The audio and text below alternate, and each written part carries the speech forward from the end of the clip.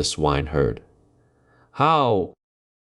Once upon a time lived a poor prince. His kingdom was very small, but it was large enough to enable him to marry, and marry he would. It was rather bold of him that he went and asked the emperor's daughter, "Will you marry me?" But he ventured to do so, for his name was known far and wide, and there were hundreds of princesses who would have gladly accepted him. But would she do so? Now we shall see. On the grave of the prince's father grew a rose tree, the most beautiful of its kind. It bloomed only once in 5 years, and then it had only one single rose upon it. But what a rose! It had such a sweet scent that one instantly forgot all sorrow and grief when one smelt it. He had also a nightingale, which could sing as if every sweet melody was in its throat. This rose and the nightingale he wished to give to the princess, and therefore both were put into big silver cases and sent to her. The emperor ordered them to be carried into the great hall where the princess was just playing. Visitors are coming with her ladies in waiting when she saw the large cases with the presents. Therein she clapped her hands for joy. "I wish it were a little pussycat," she said. But then the rose tree with the beautiful rose was unpacked. "Oh, how nicely it is made!" exclaimed the ladies. "It is more than nice," said the emperor. "It is charming." The princess touched it and nearly began to cry. "For shame, Pa," she said. "It is not artificial, it is natural." "For shame, it is natural," repeated all her ladies. "Let us first see what the other case contains before we are angry," said the emperor. Then the nightingale was taken out, and it sang so beautifully that no one could possibly say anything unkind about it. "Superbe, charmant," said the ladies of the court, for they all prattled French, one worse than the other. "How much the bird reminds me of the musical box of the late lamented empress," said an old courtier. "It has exactly the same tone, the same execution." "You are right," said the emperor, and began to cry like a little child. "I hope it is not natural," said the princess. "Yes, certainly it is natural," replied those who had brought the presents. "Then let it fly," said the princess, and refused to see the prince. But the prince was not discouraged. He painted his face, put on common clothes, pulled his cap over his forehead, and came back. "Good day, emperor," he said. "Could you not give me some employment at the court?" "There are so many," replied the emperor, "who apply for places, that for the present I have no vacancy, but I will remember you. But wait a moment, it just comes into my mind. I require somebody to look after my pigs, for I have a great many."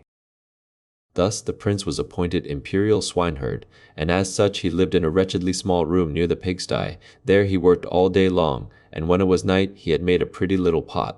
There were little bells round the rim, and when the water began to boil in it, the bells began to play the old tune. "A jolly old sow once lived in a sty, 3 little piggies had she." But what was more wonderful was that, when one put a finger into the steam rising from the pot, one could at once smell what meals they were preparing on every fire in the whole town. That was indeed much more remarkable than the rose.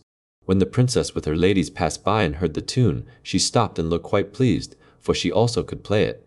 In fact, it was the only tune she could play, and she played it with one finger. "That is the tune I know," she exclaimed. "He must be a well-educated swineherd. Go and ask him how much the instrument is." One of the ladies had to go and ask, but she put on patents. "What will you take for your pot?" asked the lady. "I will have 10 kisses from the princess," said the swineherd. "God forbid," said the lady.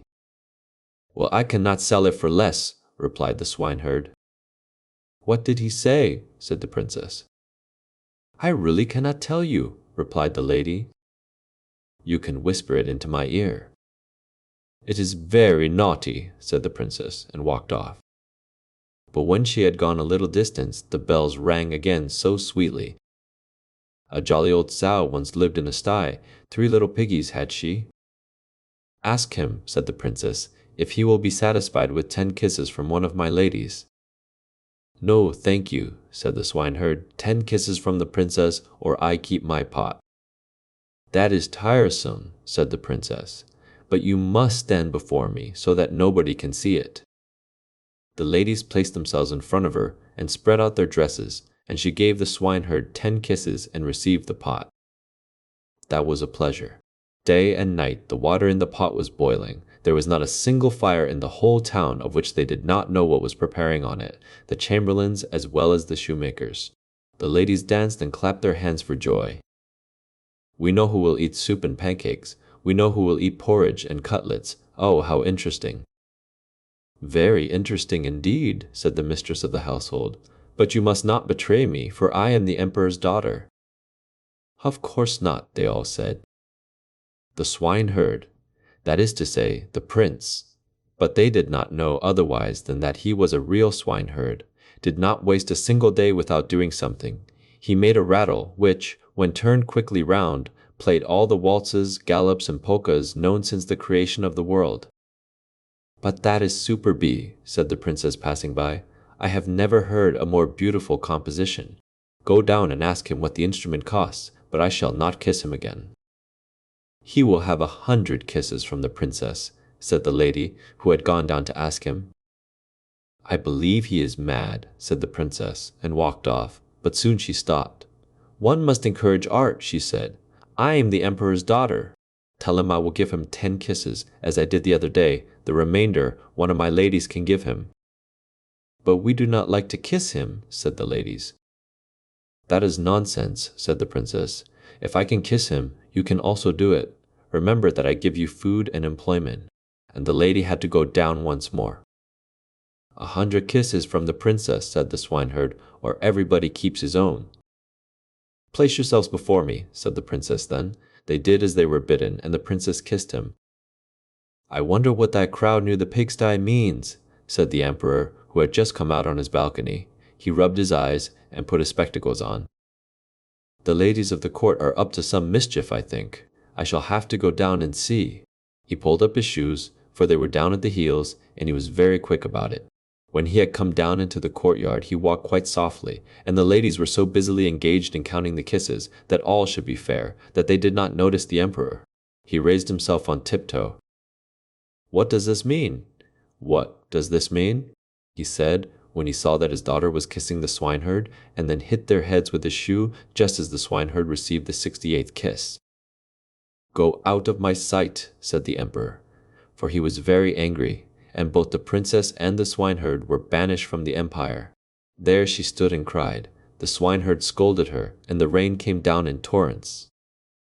"Alas, unfortunate creature that I am," said the princess. "I wish I had accepted the prince. Oh, how wretched I am!" The swineherd went behind a tree, wiped his face, threw off his poor attire, and stepped forth in his princely garments. He looked so beautiful that the princess could not help bowing to him. "I have now learned to despise you," he said. "You refused an honest prince. You did not appreciate the rose and the nightingale, but you did not mind kissing a swineherd for his toys. You have no one but yourself to blame." And then he returned into his kingdom and left her behind. She could now sing at her leisure. "A jolly old sow once lived in a sty. 3 little piggies has she.